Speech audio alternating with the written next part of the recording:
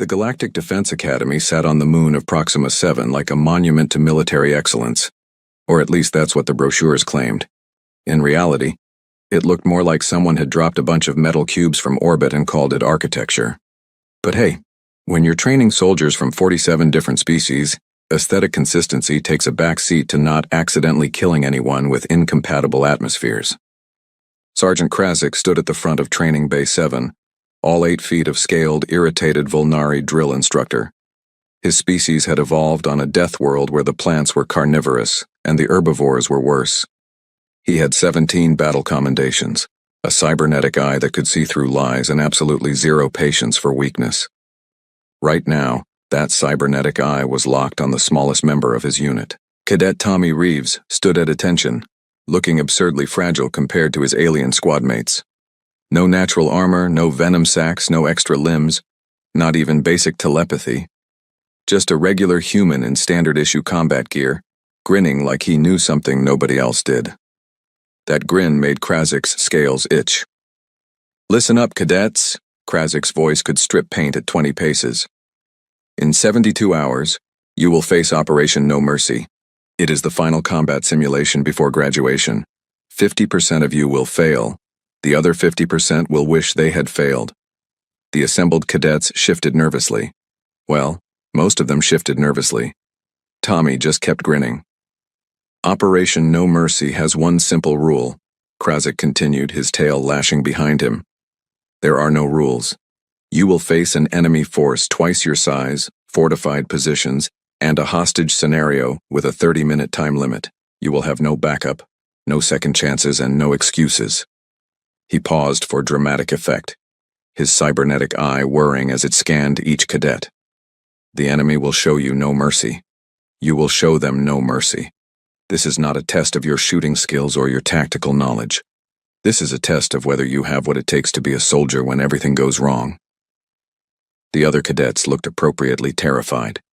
Tommy looked like someone had just told him Christmas came early.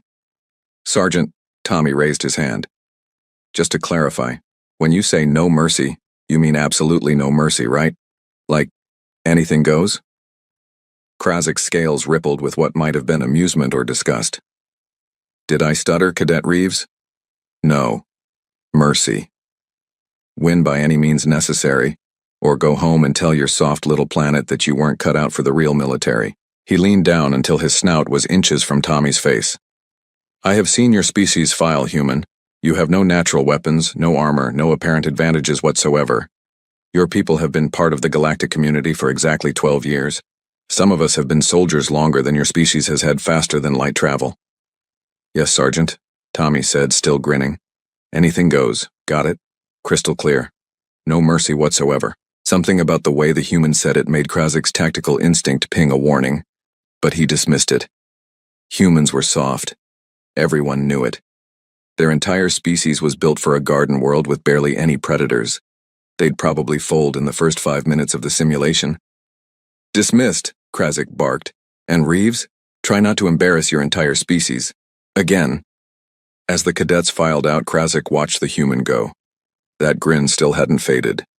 If anything, it had gotten wider. The squad's planning room smelled like a combination of methane, ozone, and anxiety. Cadet Vex dominated the center of the table, all 6 arms gesturing wildly as he outlined his brilliant plan, which mostly involved him charging in first and everyone else looking impressed. "Obviously, I'll take point," Vex announced, his Hexian mandibles clicking with confidence. "My people invented frontal assault tactics. We perfected them during the Crystalline Wars. I'll draw their fire while you all, I don't know, do support stuff." Pilot Officer Glebe, who resembled nothing so much as an anxious purple jellyfish in a flight suit, quivered nervously. A faint smell of lavender and wet dog filled the air, his species' unfortunate tell for stress. "Are we sure a frontal assault is wise? The briefing mentioned fortified positions and superior numbers." "Glebe's right," Tommy interjected from his corner. "Maybe we should consider alternative approaches. Infrastructure targets, supply lines, psychological operations.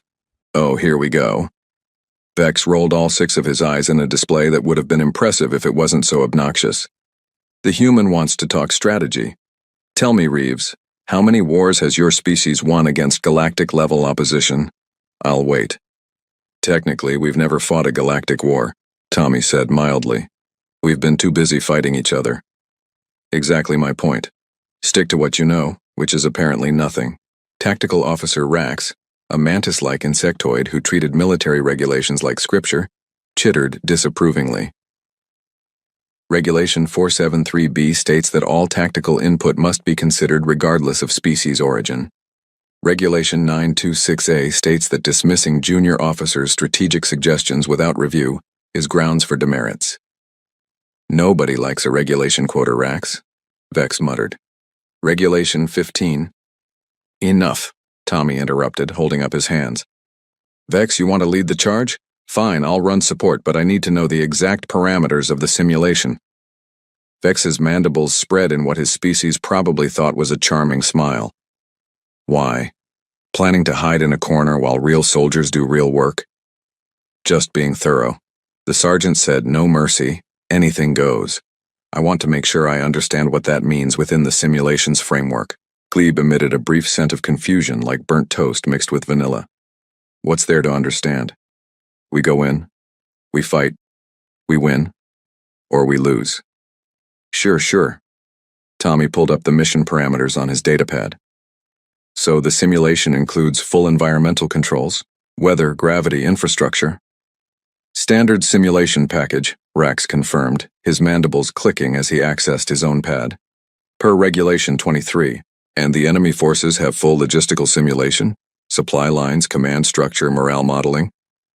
Of course, Vex said impatiently. It's supposed to be realistic. Why are you asking these weird questions? No reason. Just like to know what I'm working with. That grin was back. One more thing. The rules of engagement. We're allowed to engage any valid military target within the simulation zone, correct? Any target that contributes to enemy combat effectiveness may be engaged per Regulation 409, Rax recited. That includes combatants, command posts, supply depots, communications infrastructure, and fortified positions. Excellent. And there's no restriction on methods as long as we free the hostages and complete the mission. The sergeant said no mercy, Glebe pointed out, now smelling faintly of cinnamon and nervousness. I believe he was quite clear about that. Oh, he was very clear, Tommy agreed, making notes on his pad. Crystal clear. No mercy whatsoever. I'm just making absolutely certain I understand the boundaries. Vex slammed two of his arms on the table. There are no boundaries, human. That's the whole point. It's a test of combat effectiveness under extreme pressure. We go in hard, we go in fast, and we overwhelm them with superior aggression and tactical brilliance. My tactical brilliance, specifically. Right, superior aggression, got it. Tommy was still making notes, his stylus moving rapidly across the pad. And the simulation tracks non-combat casualties, environmental hazards, resource depletion, that sort of thing? Why would you possibly need to know that? Vex demanded. Professional curiosity. Rax's compound eyes focused on Tommy with sudden interest. You're asking very specific questions about the simulation's parameters, Cadet Reeves. Are you planning something unconventional? Me? No, I'm just a soft human who doesn't know anything about warfare, remember? I'll probably just hide in a corner while real soldiers do real work. Isn't that right, Vex? Vex preened. At least you're finally understanding your place in this unit. Oh, I understand my place perfectly, Tommy said softly. I understand it better than you possibly could. The planning session continued for another hour, with Vex outlining increasingly elaborate variations of his charge first think never strategy. Glebe grew more anxious, his scent cycling through the entire emotional spectrum from fear to resignation. Rax quoted regulations until even his translator gave up and started approximating. And Tommy sat in his corner, grinning and making notes that nobody else bothered to read. If they had read them, they might have noticed that Tommy wasn't taking tactical notes at all. He was making a checklist. And at the top of that checklist, underlined 3 times, were 2 words: no mercy. Deployment happened fast.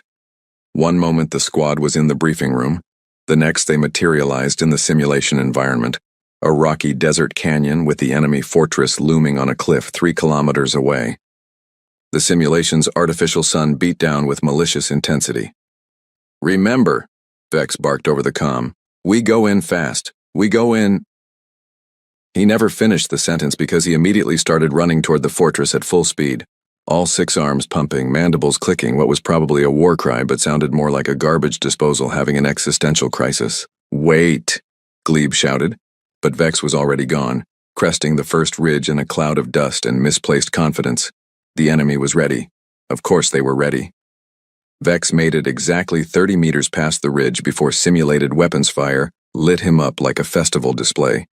His armor flashed red, simulation casualty. He went down hard, all 6 arms sprawled dramatically across the rocks. "Vex is down," Rax reported unnecessarily, as they could all see Vex's body glitching slightly with the simulation's casualty marker. "This is not per regulation. We should have performed reconnaissance first. Regulation 663 clearly states—" "Rax, shut up and find cover," Glebe interrupted, which was maybe the first time in recorded history that the nervous Methylan had told anyone to shut up. Fear pheromones were now pouring off him in waves, smelling distinctly like burning rubber and sadness. They scrambled for cover behind a rock formation as enemy fire kicked up dust all around them. Rax tried to organize a tactical response, but the enemy had elevated positions, superior numbers, and apparently no interest in playing fair. Within minutes, their position was being hammered by sustained fire from multiple angles. "Where's Reeves?" Rax chittered over the comm, his mandibles clicking frantically as he tried to return fire. "I don't know," Glebe wailed, the scent of his panic now resembling week-old fish. "He was right behind us and then... he probably ran." Vex's voice crackled over the comm from where he lay paralyzed by the simulation's casualty system. Soft little human couldn't handle real combat. "This is bad," Glebe moaned. "This is very bad. We've lost half our firepower, we're pinned down, and the hostage timer is ticking. We have 26 minutes left." Meanwhile, 3 kilometers away in the enemy fortress command center, Instructor Jal watched the monitors with satisfaction. Jal was a Korthian, built like a bipedal bear wearing tactical armor, and he played the simulation enemy commander with enthusiasm. This was his favorite part of the year, watching overconfident cadets learn what real combat felt like. "The Hexian went down predictably," he rumbled to his assistant. "The others are pinned. Give them another 5 minutes to suffer, then move the reinforcements to surround their position." "Yes, Commander," the assistant replied, then paused. "Sir, I'm getting strange reports from the western perimeter." "Strange how?" "Supply Depot Omega just went offline. Complete power failure." Jal's combat instincts, honed over 30 years of actual warfare, suddenly screamed a warning. "That depot is 10 kilometers from the combat zone. Run diagnostics." "Running them now." "Sir, water treatment facility is also offline. And the communications relay is—" "Sir, someone's jamming our command frequency." "What?" Jal's fur bristled. "That's impossible. The cadets are pinned down. We have eyes on all of them." "All of them except one, sir. The human. He separated from the group during initial deployment. We marked him as a non-threat and focused on the others." A cold feeling settled in Jal's stomach. In 30 years of combat, he had learned to trust that feeling. Find him right now." But Tommy was already gone, and he'd taken no mercy, very, very literally. The next 15 minutes were a cascade of disasters for the simulated enemy forces. The food dispensary started producing meals that triggered the simulation's food poisoning protocols. The medical bay went offline completely. Someone had carefully and systematically rerouted the fortress's waste disposal system to flow backwards. The environmental controls began fluctuating wildly, cycling between freezing cold and sweltering heat.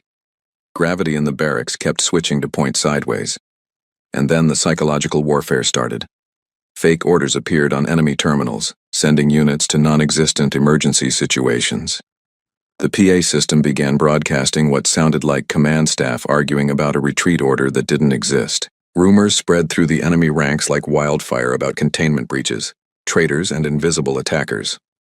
Back in the command center, Zal was experiencing what military strategists call a very bad day. "Sir, another supply depot is offline. Eastern checkpoint reports their weapons won't charge. Medical is overwhelmed with sick troops. Half our forces think we're retreating." The other half think we're under chemical attack and nobody knows what's actually happening. Jal pulled up the tactical display and for the first time in his career, had absolutely no idea what he was looking at. The map showed his forces scattered, disorganized, and falling apart despite the fact that the enemy was still pinned down in the canyon. Well, most of the enemy. The human. Jal growled. Where is the human? In the observation room overlooking the simulation, Sergeant Krazik was having similar thoughts. His cybernetic eye cycled through multiple vision modes as he tried to track Tommy's location. Every time he thought he had him, the human was gone, like smoke, leaving only chaos in his wake. What is he doing? Krazik muttered to himself. This isn't combat. This is... I don't even know what this is. One of the other instructors leaned over. Should we intervene? The simulation parameters are being stressed in ways we never anticipated. No, Krazik said slowly, watching another enemy checkpoint go dark on the tactical display. No, I want to see where this goes. The human asked about the rules. I told him there were none. But this isn't what? Isn't fair? Isn't honorable? Isn't the way we fight? Krazik's scales rippled. I said no mercy. I'm starting to think the human, and I had very different definitions of that word. The full scope of Tommy's rampage came into focus when Krazik ordered the simulation AI to compile a complete timeline. What appeared on the screens made every instructor in the observation room fall silent. Guru, deployment. While squad advances, Cadet Reeves moves perpendicular to axis of advance. 004. Reeves accesses enemy water treatment facility through maintenance shaft. Introduces simulation marker for dysentery into water supply. Facility protocols trigger mass casualty event for all personnel who consumed water in last 6 hours. 200 simulated soldiers now incapacitated. 0.12. Reeves compromises enemy communications hub. Installs malicious protocol that randomly inserts fake orders into command network. Chain of command begins degrading. 019. Reeves sabotages primary power generator. Backup systems engaging but at reduced capacity. Medical facilities now operating at 30% efficiency. 023.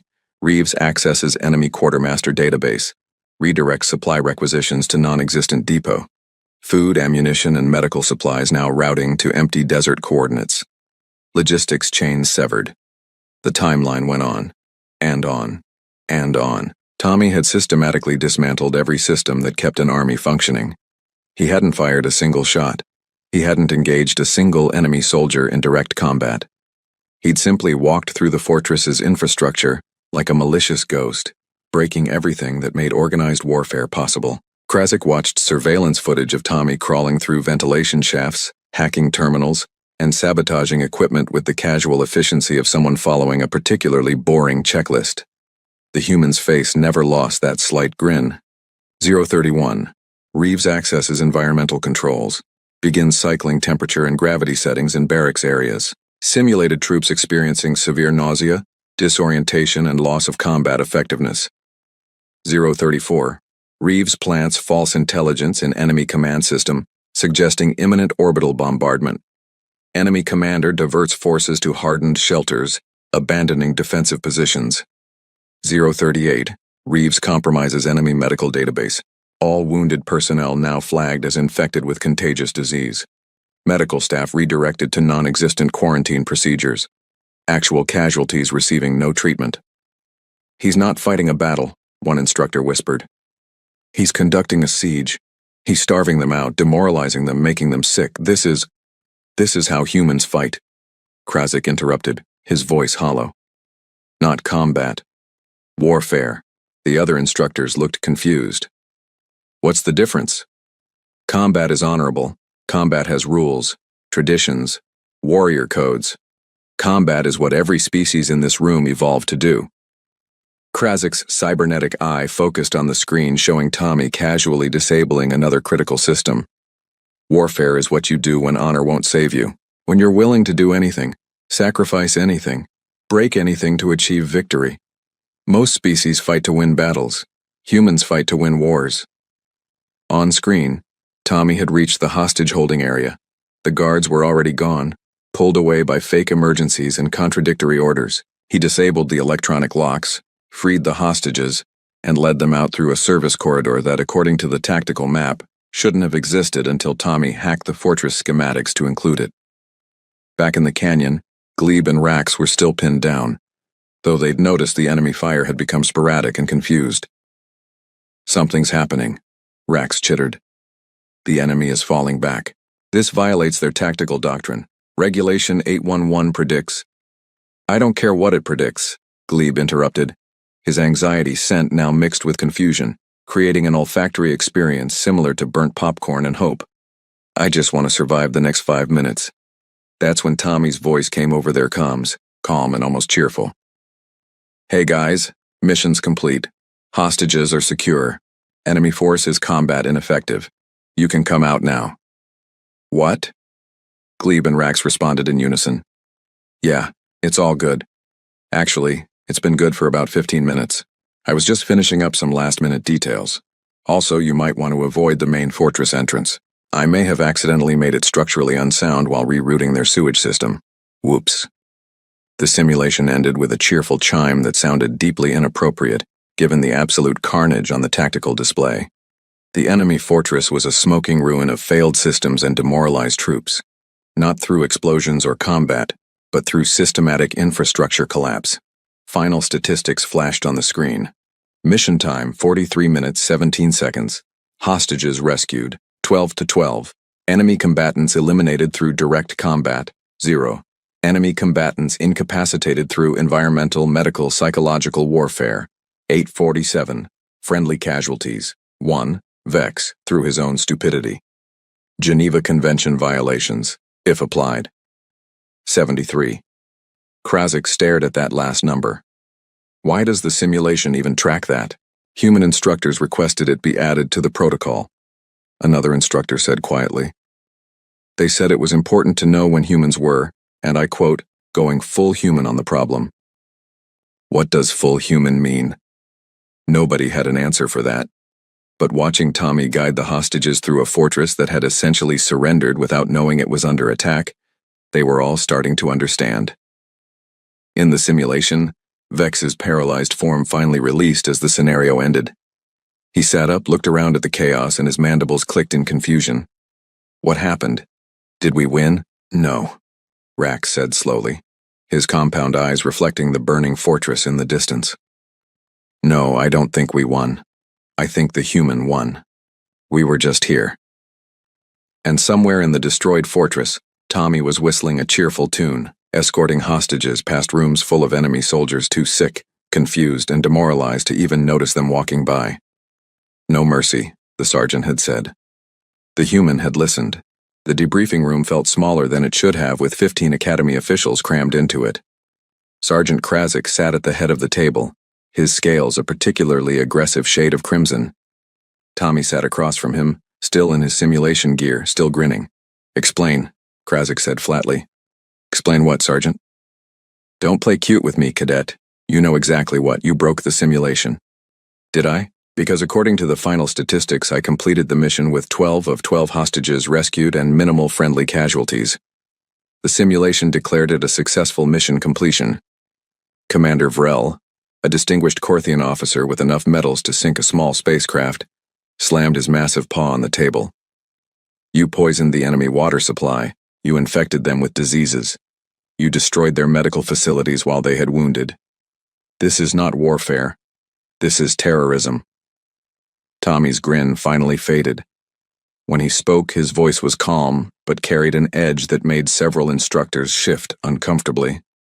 With respect, Commander, everything I did was to valid military targets. I disabled infrastructure that supported enemy combat operations. I neutralized threats without lethal force. I completed the mission parameters exactly as specified. You violated every principle of honorable combat, Vrel growled. The sergeant said there were no rules. He said no mercy. I asked for clarification, multiple times. I wanted to make absolutely certain I understood the parameters. Tommy pulled up his datapad. I have time-stamped recordings of the briefing. Would you like me to play them? Krasik's cybernetic eye whirred. That won't be necessary. You're technically correct. I did say no mercy. Anything goes. Win by any means necessary. Then what exactly is the problem? The problem, Vrel said, leaning forward, is that what you did is unconscionable. We are training soldiers, not war criminals. Tommy's expression went very still. War criminals. Interesting choice of words, Commander. Tell me, have you read the human military history files that are available to Academy instructors? I don't see how that's relevant. It's extremely relevant. Because everything I did today, humans have done before. Not in simulation, in actual wars, against each other. Tommy stood up, and despite being the smallest person in the room, he suddenly seemed to fill it. We poisoned wells. We salted fields. We destroyed infrastructure, spread disease, conducted psychological warfare, and broke our enemies not through honor, but through their complete inability to continue fighting. That's barbaric, someone muttered. That's effective, Tommy corrected. And you know what happened?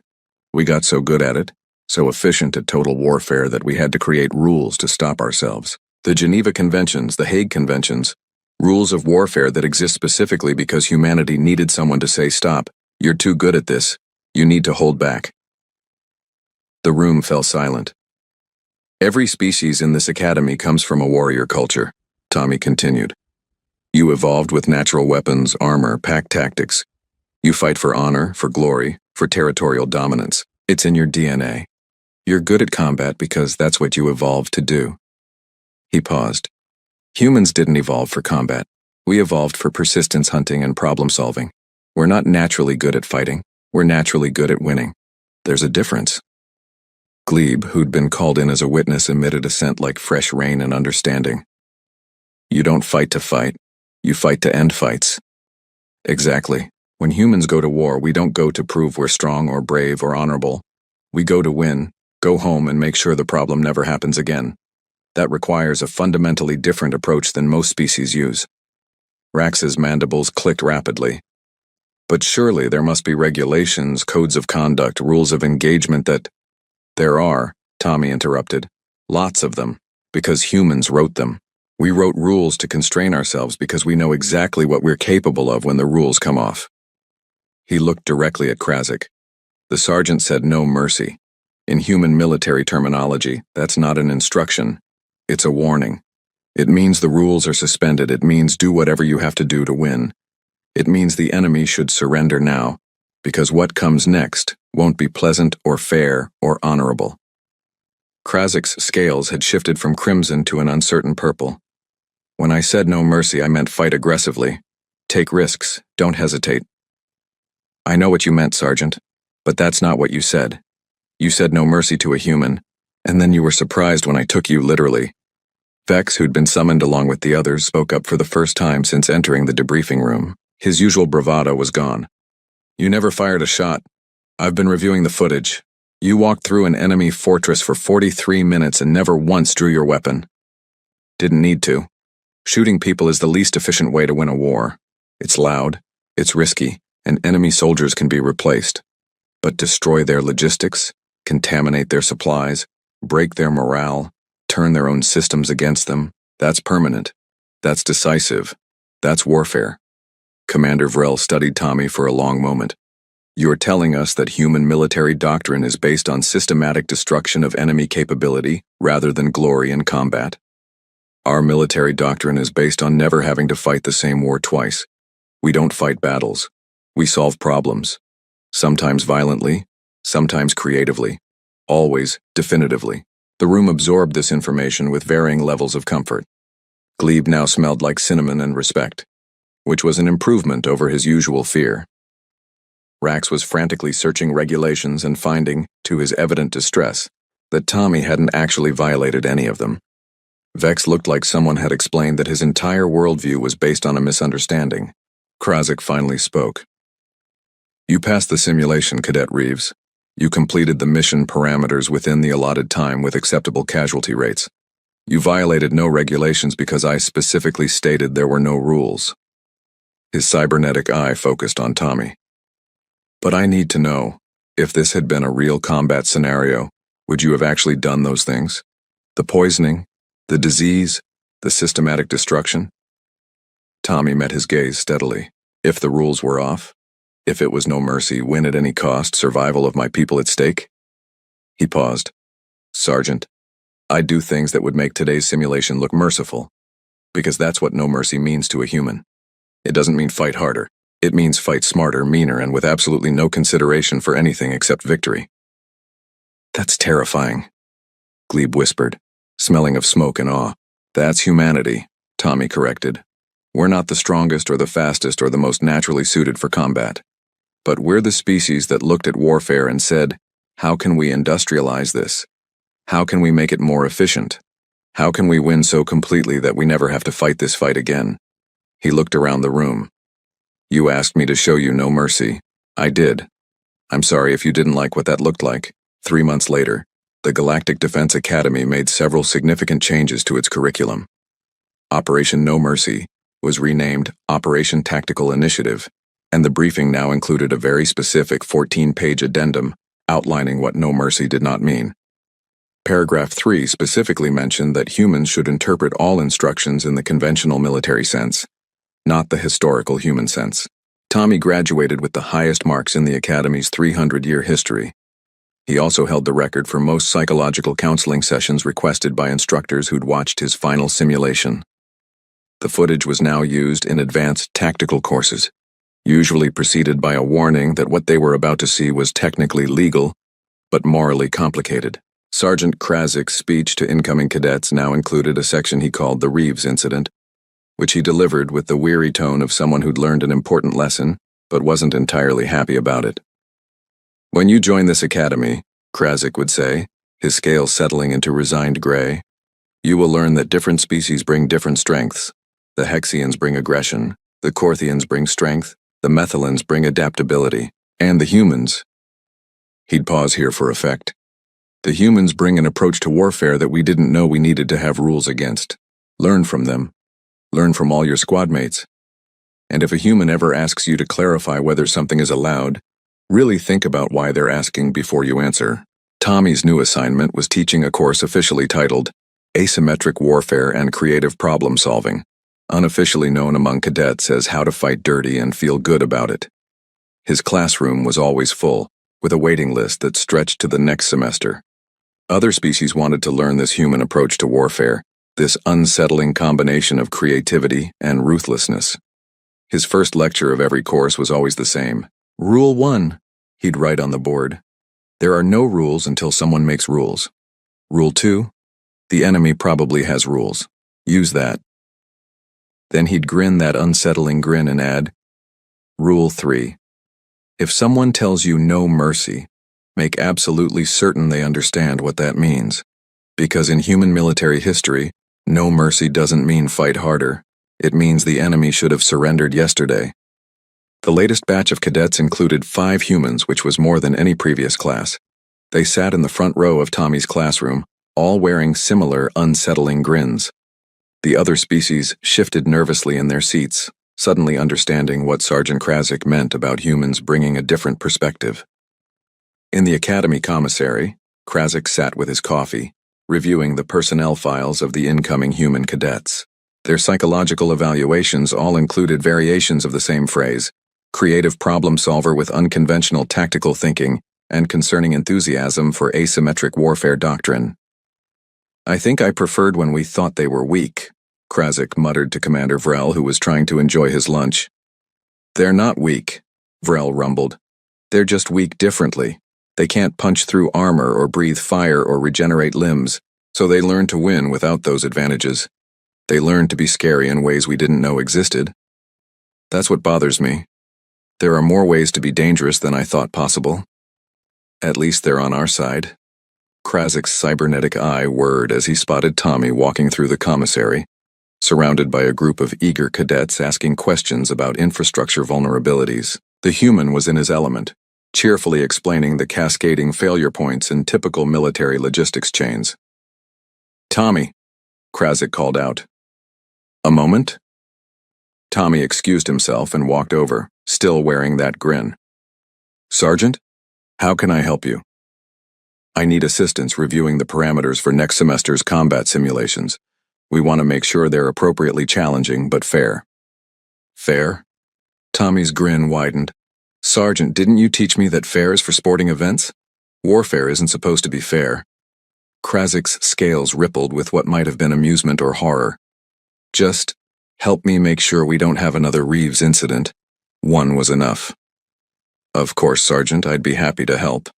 I'll bring some suggestions, very reasonable ones. You'll barely notice them.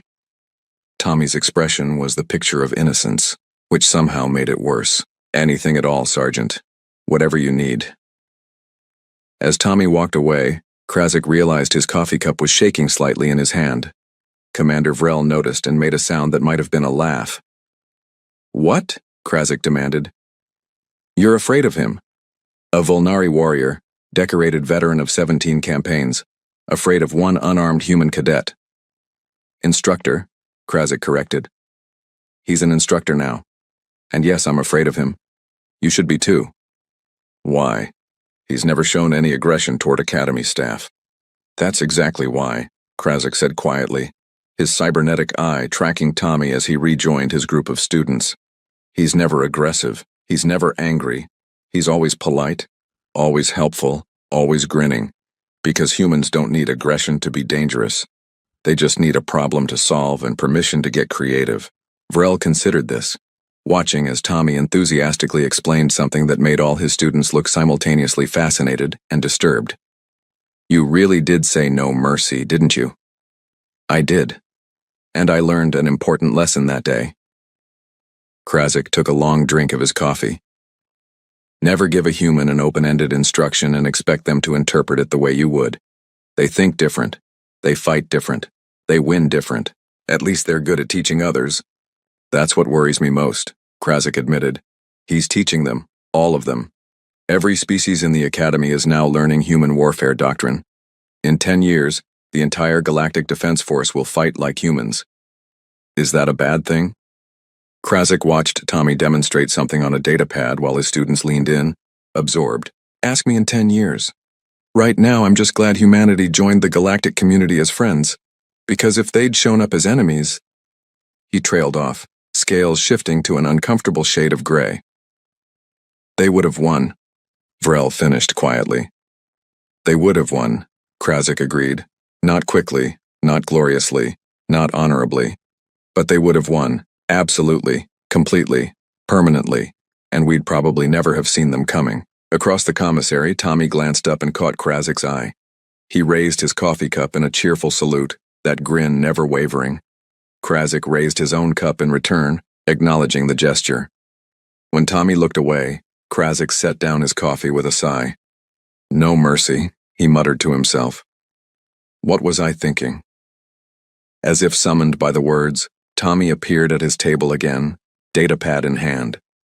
Sorry to interrupt again, Sergeant, but I had some thoughts about those simulation parameters. Nothing major, just some minor adjustments to make them more realistic. Little things, really. Krazik's cybernetic eye focused on the datapad, scanning the proposed changes. His scales went through several colors in rapid succession, finally settling on horrified purple. These are minor adjustments? Very minor, Tommy assured him, grinning wider. Just adding some realistic supply chain vulnerabilities, infrastructure interdependencies, morale tracking systems, and environmental exploitation possibilities. You know, to give the cadets a more complete tactical picture. You want to teach them everything you did in Operation No Mercy. Well, not everything, that would take years. This is just the basics. Introduction to Human-Style Warfare 101. The fun stuff comes in the advanced courses. There's more? Sergeant, what I did in that simulation was improvised field tactics. Human military doctrine has been refined over thousands of years of continuous warfare. We have entire academic fields dedicated to studying how to fight efficiently. What I showed you was Tuesday for us. Krazik stared at the human for a long moment. You terrify me, Cadet Reeves. Instructor Reeves, Tommy corrected with a grin. And thank you, Sergeant. That's the nicest thing anyone said to me all week. As Tommy walked away again, whistling that same cheerful tune from the simulation, Krazik turned to Vrel with the expression of someone who'd just realized they'd made a terrible mistake. We invited them in, Krazik said. We welcomed humanity to the galactic community, gave them access to our military academy, asked them to share their knowledge. We did this to ourselves. They're allies, Vrel pointed out. They're humans, Krasik corrected. Which means they're allies right up until the moment it's more beneficial to be something else. And if that day ever comes, we're all going to learn what no mercy really means. Surely you're being paranoid. Krasik pulled up the simulation footage on his datapad, the images of systematic infrastructure collapse and psychological warfare flickering across the screen. Am I? Because I gave that human a simple combat simulation, and he treated it like an existential war. He didn't fight an enemy, he dismantled them. He didn't win a battle, he eliminated a threat. That's not paranoia, Vrel. That's pattern recognition. The two officers sat in silence watching Tommy across the commissary, laughing with his students looking absolutely harmless and completely terrifying at the same time. Finally, Vrel spoke. You know what the worst part is? What? He's right. Everything he did was more effective than conventional tactics. We're going to adopt his methods because they work better than ours. In a generation, the entire Galactic Defense Force will think like humans, fight like humans, win like humans. I know, Krasik said softly. That's what scares me most. Not that humans are dangerous, but that they're contagiously dangerous. They don't just win, they teach everyone else how to win their way. And once you learn to think like a human, he gestured at the datapad with Tommy's proposed simulation changes. You can't unlearn it. You can't go back to honorable combat once you understand how much more effective ruthless efficiency is. Then we'd better make absolutely certain they stay on our side. Agreed. Which means no more telling humans no mercy unless we literally mean it. Krasik finished his coffee and stood. I'm going to approve his simulation changes. All of them. Why? Because if we don't learn this from them, we'll eventually learn it from someone else. Someone who learned it from fighting humans. And I'd rather learn warfare from allies than from enemies. He paused at the door. Even if those allies are absolutely terrifying when you really think about what they're capable of. As Krasik left the commissary, he passed Tommy one more time. The human was demonstrating something on his datapad to a group of fascinated Hexian cadets. Whatever it was made them all suddenly look very thoughtful and slightly queasy. Instructor Reeves, Krasik called out, your simulation changes are approved. Tommy's face lit up. Excellent. The cadets are going to learn so much. Oh, and Sergeant, I've been working on a new course proposal. Advanced Infrastructure Warfare and Systemic Exploitation Techniques. I think it could really benefit the upper-level students. Krasik's scale cycled through 3 colors before settling on resigned gray. Submit it to my office. I'll review it. You're the best, Sergeant. Anything at all, just let me know how I can help. As Krasik walked away, he heard one of the Hexian cadets ask Tommy, Instructor, what's the human word for defeating an enemy so completely they never recover? Tommy's response drifted down the corridor. We have lots of words for it. Annihilation, decimation, total war, Sherman's march. But my personal favorite is just winning, because from a human perspective, anything less than complete victory is just a postponed rematch. Krasik picked up his pace, suddenly very interested in being somewhere else. Back in the commissary, Tommy continued his lesson, surrounded by eager students from a dozen different species, all learning that humans had spent millennia perfecting the art of winning wars before they'd even reached the stars. And now, with access to galactic technology and unlimited space to think big, humanity was just getting started. The galaxy had welcomed humanity with open arms, never realizing that humans didn't just join organizations. They optimized them. They didn't just learn doctrine. They improved it. They didn't just fight wars. They redefined what warfare meant. Sergeant Krasik's warning about the Reeves incident would echo through the academy for generations, and every time a new instructor tried to teach cadets about no mercy, they'd remember the day a human took them literally and showed the entire galaxy that humanity's greatest weapon wasn't strength or speed or natural armor. It was creativity, applied with absolute ruthlessness toward a single-minded goal, winning. Not participating, not fighting valiantly, not dying with honor. Just winning. Because humans had learned long ago that history was written by victors, and they'd decided they rather liked writing history. And somewhere in the Academy archives, the footage of Tommy's 43-minute systematic dismantling of a fortress would play on repeat in tactical courses, always with the same introduction from instructors who'd learned their lesson. This is what happens when you tell a human no mercy. Watch carefully. Learn. And never, ever forget that humans spent 10,000 years fighting each other before they met us. This is what they learned.